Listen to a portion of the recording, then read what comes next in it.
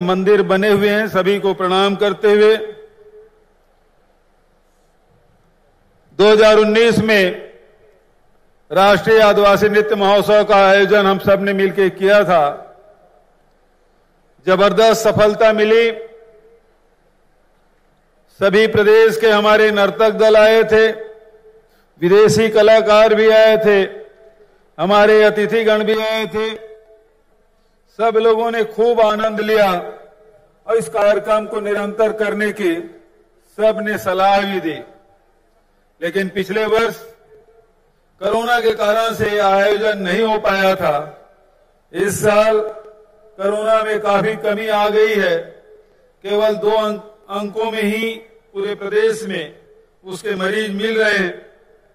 ऐसे में पूरे मंत्रिमंडल के साथियों ने, सभी हमारे विधायक साथियों ने और सबने कला प्रेमी साथियों ने ये सुझाव दिया कि इस साल आयोजन होना चाहिए। और पिछले वर्ष ही हम लोगों ने निर्णय लिया था कि इसे राज्योत्सव से जोड़कर इस कार्यक्रम का आयोजन करेंगे। लेकिन आप सबको मालूम है कि 1 तारीख को राज्योत्सव स्थापना दिवस और उसके बाद 2 तारीख से धनतेरस शुरू होगा। इसलिए दीपावली का पर्व भी लगा हुआ है। इसलिए राज्योत्सव के पहले ही इस कार्यक्रम को 3 दिन का आदिवासी नृत्य महोत्सव और बीच में 1 दिन भारत रत्न श्रीमती इंदिरा गांधी और लौह पुरुष सरदार वल्लभ भाई पटेल की जयंती का कार्यक्रम 31 अक्टूबर को और उसके बाद 1 नवंबर को राज्योत्सव अलंकरण का कार्यक्रम होगा। इस प्रकार से 5 दिन लगातार कार्यक्रम होंगे। इस आदिवासी नृत्य महोत्सव में आप सब ने देखा कि इस परेड में विभिन्न प्रदेश के नर्तक दल अपने साज सज्जा के साथ उपस्थित हुए। बड़ा मनमोहक दृश्य और सभी अलग अलग प्रांत के, अलग अलग भाषा के, अलग अलग देश के रहने के बावजूद भी जो अनेकता में एकता दिखाई पड़ती है, वही हमारी ताकत है, वही हमारी पहचान है। आदिवासी संस्कृति सबसे प्राचीन संस्कृति और उसमें कहीं न कहीं समानता हमको दिखाई पड़ती है। तो इसमें इसको जोड़ने के लिए, इसे संजोने के लिए छत्तीसगढ़ सरकार ने ये फैसला लिया कि पूरे विश्व के आदिवासियों को हम लोग एक मंच में लाएं, अपने कला और संस्कृति के माध्यम से एक दूसरे से परिचित भी हों, एक दूसरे को जाने समझें, अपने ताकत को जाने, अपने संस्कृति को पहचाने और हम सब मिलकर आगे बढ़ें। ये मूल उद्देश्य और इस उद्देश्य में निश्चित रूप से सफलता मिली है। ये दूसरा आयोजन और दूसरे आयोजन में कलाकारों की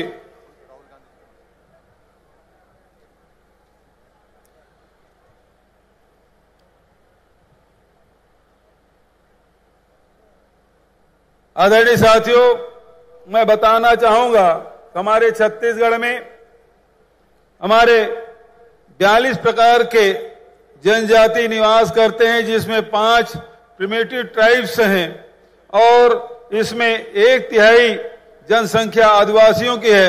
जहां 2.25 करोड़ जनसंख्या हमारे पूरे छत्तीसगढ़ की है, उसमें से 1/3 आबादी जनजाति समुदाय की है। 44% भूभाग हमारे जंगल का है।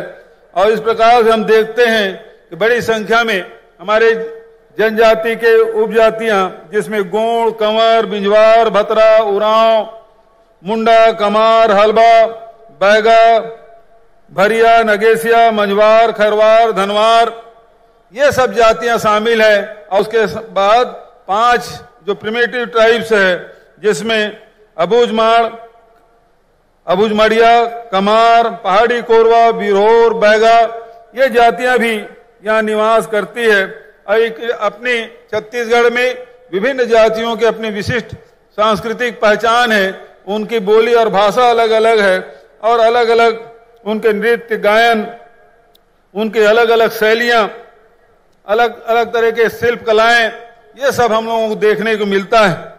और इनके देवी देवता भी अलग अलग, पूजा पद्धति भी अलग अलग।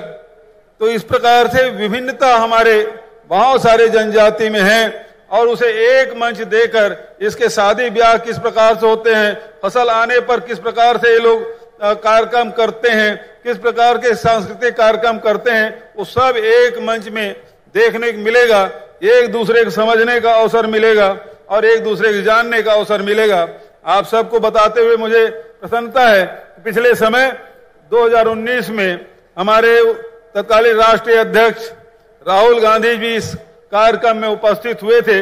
इस समय व्यस्तता के कारण उन्होंने अपनी उपस्थिति तो दर्ज नहीं कराई, लेकिन अपनी शुभकामनाएं हम लोगों को भेजी है। मैं उन्हें धन्यवाद भी देना चाहता हूं कि शुरुआत में वो आके इस कार्यक्रम की शुरुआत उन्होंने की। और इसके साथ साथ छत्तीसगढ़ में हम लोगों ने जहां इन जनजातियों के उत्थान और विकास के लिए लगातार हम लोग काम कर रहे हैं, भाषा और बोली जो विभिन्न प्रकार के हमारे जनजातियों की बोली है, प्राथमिक कक्षाओं में पढ़ाने के लिए उसे पुस्तक उपलब्ध करा रहे हैं। उसी प्रकार के उनके साथ के क्षेत्र में हम लोग काम कर रहे हैं। और सबसे बड़ी बात यह है कि आर्थिक दशा सुधरे, इसके लिए 4,000 रुपया प्रति मानक बोरा के दर से जहां तेंदुपत्ता खरीद रहे हैं, पहले केवल 7 प्रकार के लघु उपज खरीदे जाते थे, अब 52 प्रकार के लघु उपज खरीद रहे हैं समर्थन मूल्य में। और उसके साथ साथ वैल्यू एडिशन भी कर रहे हैं, तो उनके आय में लगातार वृद्धि हो रही है।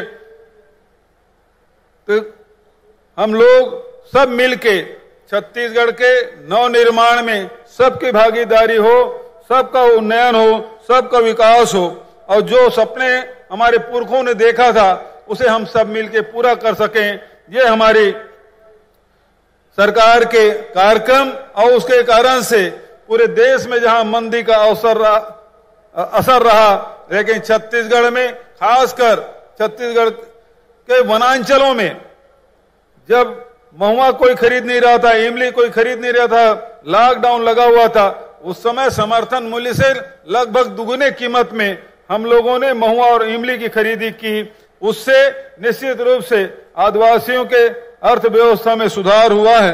आदरणीय साथियों, ये पहला राज्य है जहां आदिवासियों के लिए लिया गया जमीन, उद्योगों के लिए लिया गया जमीन हमने वापस किया। लोहांडीगुड़ा में 1700 आदिवासी किसानों के 4200 एकड़ जमीन हमने वापस किया है।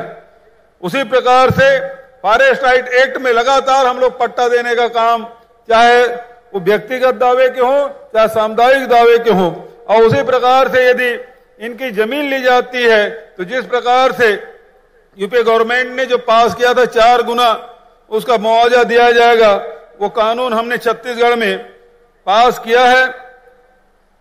और उसके साथ साथ अब गौठान जो बना रहे हैं, गौठान के माध्यम से 2 रुपया प्रति किलो के हिसाब से गोबर खरीदी का काम हमारी सरकार कर रही है। पिछले 1 वर्ष में 50 लाख क्विंटल जहां गोबर खरीदे, 12 लाख क्विंटल से अधिक वर्मी कंपोस्ट बनाए। और उसके साथ साथ अब उन गौठानों में इंडस्ट्रियल पार्क हम लोग स्थापित करने जा रहे हैं। लघु वनोपज से जुड़े हुए जो उद्योग हैं उसे लगाने का काम, जो कृषि से जुड़े हुए जो उद्योग हैं उसे लगाने का काम हमारी सरकार करने का निर्णय लिया है। मैं इन्हीं शब्दों के साथ आप सबको बधाई देता हूं, शुभकामना देता हूं। हमारी सरकार न केवल आदिवासियों के लिए बल्कि छत्तीसगढ़ के जितने भी हमारे 30 त्योहार है उसके लिए भी छुट्टी की घोषणा की है। आपको पता है हरेली की हमारी सरकार ने छुट्टी की घोषणा की।